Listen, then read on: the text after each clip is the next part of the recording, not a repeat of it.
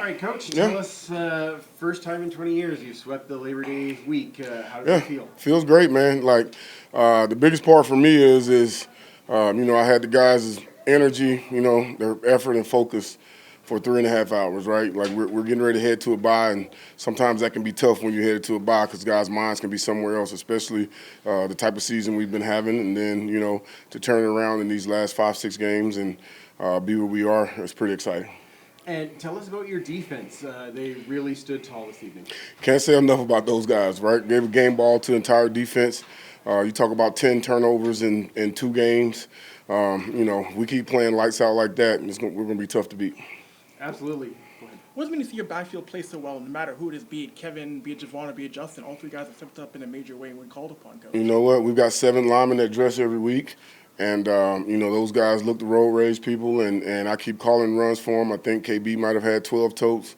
Leak had about 10. I want to say Rankin had a few. So whether feast or famine, we keep handing it off and letting those guys be as physical as they want to be. I love seeing defensive guys' hands on their knees when it comes, second or third quarter. I love seeing that. So, just letting those guys be physical, and then, that takes away from the D lineman's rush, when we want to pass the ball.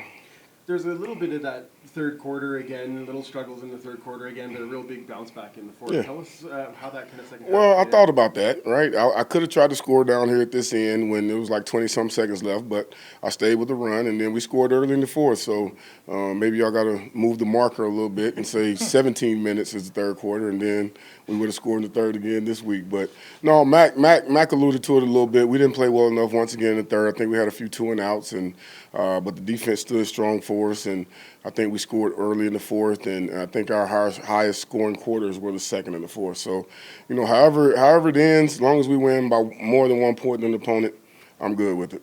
You now have the season series against BC and Calgary. Have a chance against Winnipeg and Saskatchewan. So, as you look at that, how's the confidence in the room as you're getting towards the playoffs? You know what? We're taking it one game at a time. Like, I want the guys to go get away from football for a few days, enjoy themselves. But like I told them, let's not lose the momentum what we have right now. Get you a couple workouts, get you a couple runs in while you're away.